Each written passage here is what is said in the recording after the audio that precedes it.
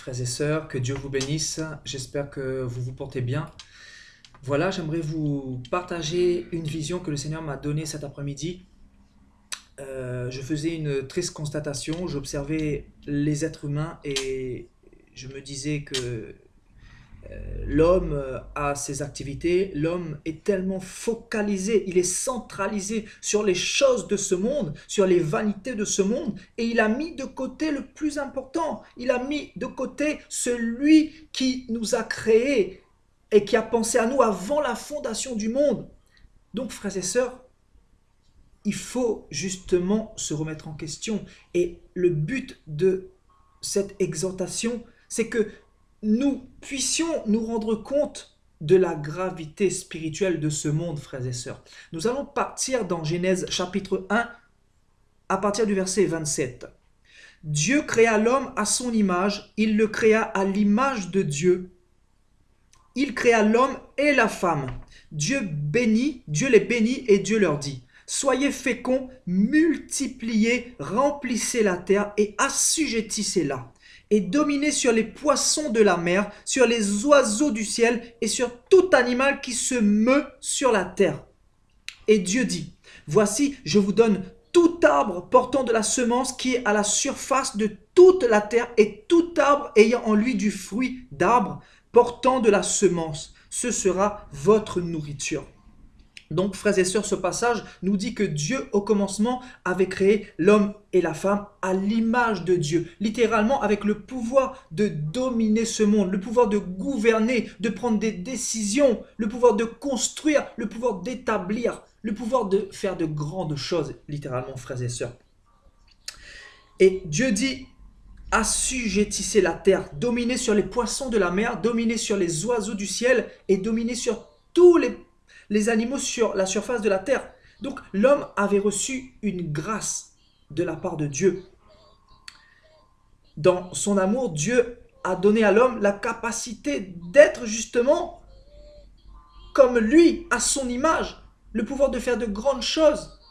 Car Dieu au commencement avait de grands projets pour nous, avant que l'homme chute, avant que l'homme désobéisse, frères et sœurs. Et là, nous allons partir dans Genèse chapitre 3, verset 3. Mais quand au fruit de l'arbre qui est au milieu du jardin, Dieu a dit: vous n'en mangerez point et vous n'y toucherez point, de peur que vous ne mouriez. Alors le diable dit à la femme: vous ne mourrez point, mais Dieu sait que le jour où vous en mangerez, vos yeux s'ouvriront et que vous serez comme Dieu, connaissant le bien et le mal. Dieu a donné un ordre précis, un ordre clair à Adam et Ève. Il a dit: vous ne mangerez pas du fruit de l'arbre qui est au milieu du jardin. Mais Satan, dans toute sa ruse, a mélangé la vérité et le mensonge dans le but justement de tromper Ève. Et c'est là que Ève est tombée dans le piège de Lucifer. Le serpent dit à la femme: vous ne mourrez point, mais Dieu sait que le jour où vous en mangerez, vos yeux s'ouvriront et que vous serez comme Dieu. Frères et sœurs, aujourd'hui, l'être humain est devenu comme un Dieu. Il est un mini-Dieu parce que il a reçu la capacité de dominer ce monde. Il a reçu la capacité de construire des tours, des gratte-ciel. Il a eu l'intelligence justement de créer des fusées, de créer des trains, de créer des entreprises, d'établir des gouvernements, d'établir des règnes et de dominer, de faire de grandes choses, de bâtir, d'assujettir littéralement, frères et sœurs. Mais il faut savoir que depuis que l'homme a désobéi dans le jardin d'Éden, l'homme a eu la capacité de faire le mal. L'homme a eu la capacité de construire des bombes pour détruire. L'homme a eu la capacité de maudire. L'homme a eu la capacité de tuer, frères et sœurs. Et l'homme a la capacité de décider de vivre sans Dieu. Donc frères et sœurs, je vais attirer votre attention sur le fait que l'être humain est tellement focalisé sur les choses de ce monde, sur les distractions de ce monde. L'être humain est tellement focalisé sur les vanités de ce monde. Il est focalisé sur sa famille, sur son travail, sur sa voiture, sur ses vacances. Il est focalisé sur des choses que Dieu a trouvé bon de lui donner, oui, mais il a mis le Créateur de côté, frères et sœurs. C'est là que je veux attirer votre attention. L'homme, aujourd'hui, a décidé d'agir selon la pensée du monde et selon ses propres convoitises. Il ne se conforme plus à la volonté de Dieu, mais il se conforme à sa propre volonté. Dieu lui dit qu'il ne volera point. Lui, qu'est-ce qu'il fait? Il va voler. Dieu dit, tu ne tueras point. Ce qu'il fait, c'est tuer. Dieu dit, tu ne forniqueras point. Et qu'est-ce qu'il fait? Il va coucher avec son petit ami ou sa petite copine avant le mariage. Dieu dit, tu ne convoiteras pas les choses de ton voisin. Et qu'est-ce qu'il fait? Il va convoiter les choses de son voisin. Dieu dit, tu ne te masturberas pas. Qu'est-ce qu'il fait? Il va se masturber et regarder des films porno. Frères et sœurs. Dieu dit, tu ne mentiras pas. Qu'est-ce qu'il va faire? Il va mentir. Donc, il a mis littéralement Dieu de côté, frères et sœurs. Nous sommes dans cette génération, nous sommes dans une génération de la fin qui a rejeté Dieu. Alors que Dieu nous a donné le pouvoir de dominer ce monde, le pouvoir de faire de grandes choses. Et donc, depuis que le péché est rentré dans l'humanité, l'homme est déconnecté du Créateur, frères et sœurs. Et il est devenu comme un Dieu. Mais, frères et sœurs, l'homme est un mini-dieu, oui. Mais ce mini-dieu-là est corruptible et mortel. Car souvenez-vous, frères et sœurs, dans Genèse chapitre 3, au verset 19, les conséquences du péché, frères et sœurs. C'est à la sueur de ton visage, dit Dieu, que tu mangeras du pain. Donc Dieu dit, c'est à la sueur de ton visage que tu mangeras du pain jusqu'à ce que tu retournes dans la terre, d'où tu as été pris, car tu es poussière et tu retourneras dans la poussière. Frères et sœurs, l'homme a le pouvoir de faire de grandes choses. Il a le pouvoir de décider, il a le pouvoir de maudire, de haïr, il a le pouvoir de construire, de bénir. Mais l'homme est corruptible. Un jour, il retournera de la poussière d'où il a été pris. Et donc, frères et sœurs, nous sommes dans un monde actuellement où l'être humain, quand il se lève le matin, il ne se dit même pas qu'il est corruptible, qu'il est mortel et que la mort peut l'emporter à n'importe quel moment. Donc, il vit dans l'orgueil, il vit dans la cupidité, il vit selon le train de ce monde. Il vit dans la débauche, dans la fornication. Il vit dans l'idolâtrie.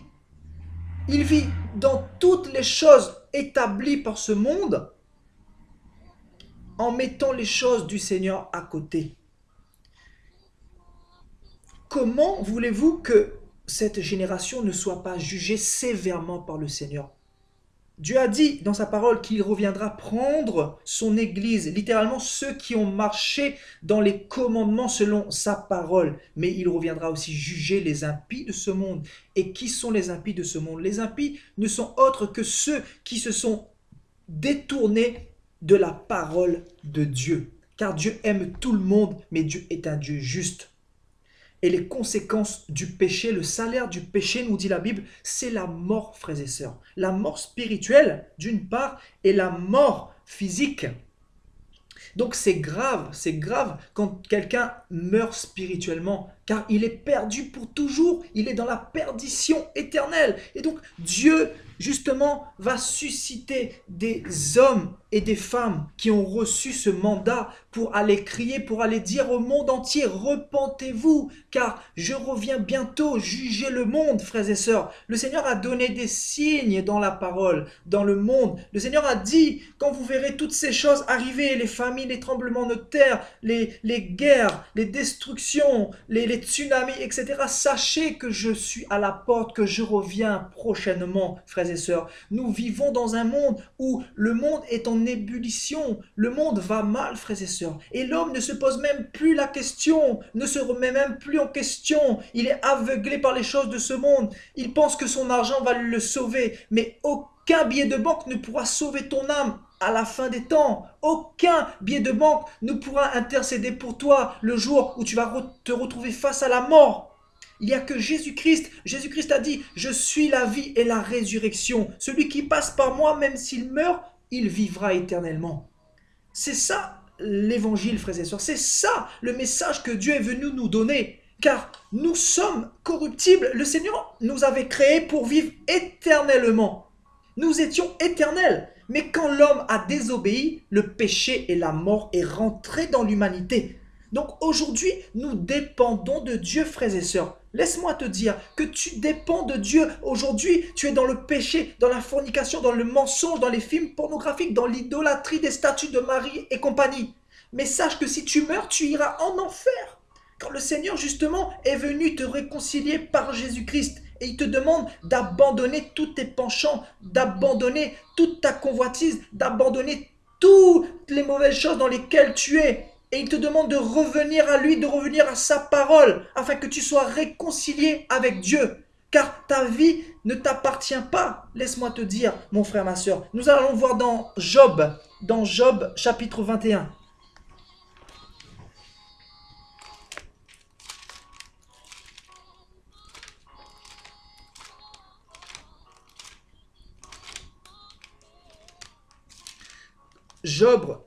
Job chapitre 21 au verset 13.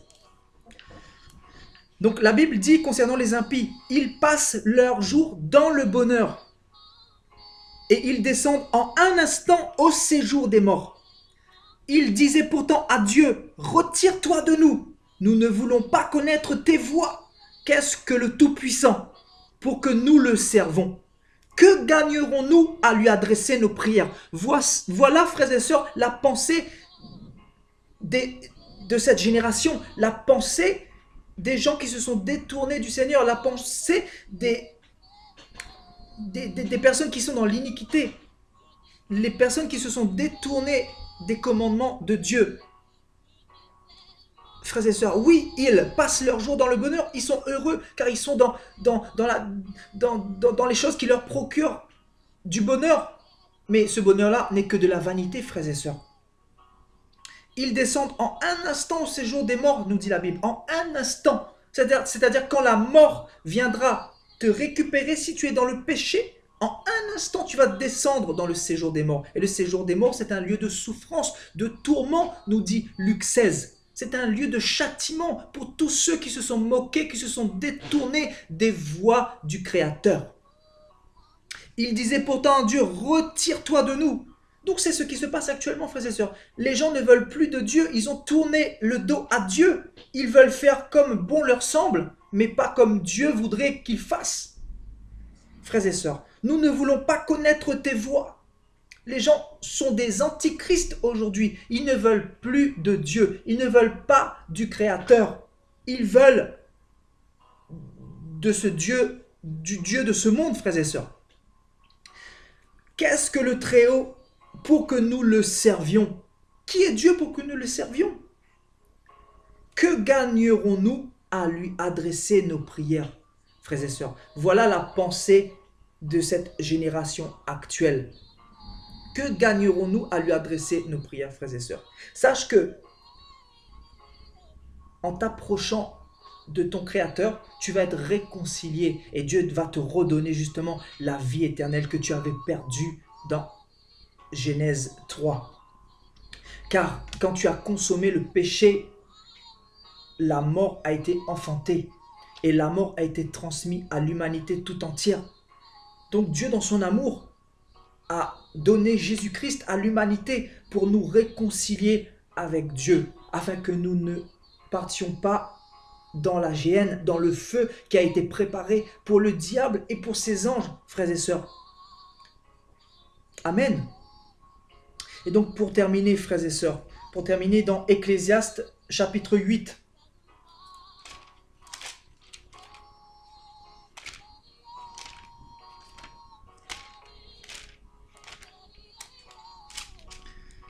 Ecclésiaste chapitre 8 au verset 8. L'homme n'est pas maître de son souffle pour pouvoir le retenir, et il n'a aucune puissance sur le jour de sa mort. Frères et sœurs, la Bible nous dit que l'homme n'est pas maître de son souffle pour pouvoir le retenir. Et nous le savons, frères et sœurs. Arrêtons de nous voiler la face. Arrêtons de nous endurcir le cœur. Arrêtons d'être endurcis dans nos cœurs. Repentons-nous et reconnaissons que nous sommes pécheurs, que nous avons besoin de Dieu. Car si tu ne peux pas retenir ton souffle, tu as tout intérêt de t'humilier et de reconnaître que sans Dieu, tu ne peux pas te sauver toi-même. Voilà le message que Dieu te donne aujourd'hui, afin que tu te détournes de toutes tes mauvaises voies. De toutes tes mauvaises voies. Et la Bible dit, il n'a aucune puissance sur le jour de sa mort, frères et sœurs. Nous avons beaucoup de puissance dans ce monde. Nous avons le pouvoir de faire de grandes choses. Comme je le disais tout à l'heure, nous avons le pouvoir de construire des tours, de construire des avions, de gouverner, d'assujettir. Nous avons tout pouvoir sur ce monde. Mais le seul pouvoir que nous n'avons pas, c'est sur la mort, frères et sœurs. Mais Jésus-Christ, lui, il a le pouvoir sur la mort. Il a vaincu la mort. Il a dit, je suis la résurrection et la vie. Donc, si tu ne passes pas par Jésus-Christ pour être réconcilié avec Dieu, tu ne pourras pas obtenir la vie éternelle que Dieu a prévue pour toi au commencement. Voilà, l'évangile, c'est aussi simple que ça. Nous sommes à la fin des temps, nous sommes dans un monde où le diable a assis son système, où les gens sont aveuglés spirituellement, ils sont tellement focalisés sur les choses de ce monde, sur leur petite vie, et ils ont mis Dieu de côté. Mais Dieu veut sauver ton âme. Dieu te dit que tu n'as aucun pouvoir sur le jour de ta mort. Alors repens-toi. C'est aujourd'hui le chemin du salut. C'est aujourd'hui qu'il te faut prendre une décision, car la mort ne prévient pas. La mort peut te frapper d'un instant à l'autre. Le Seigneur te dit, regarde ce qui se passe dans le monde. Regarde les gens qui meurent par les attentats, par les meurtres, par le suicide, par toutes ces choses. Toutes ces choses sont là pour que tu te réveilles de ton sommeil spirituel et que tu te prépares. Ne fais pas comme eux, sinon tu seras surpris et ça sera trop tard. Car la repentance se passe sur la terre, te dit le Seigneur, sur la terre. Et c'est maintenant la repentance. Si tu es dans un péché, dans la masturbation, dans la fornication,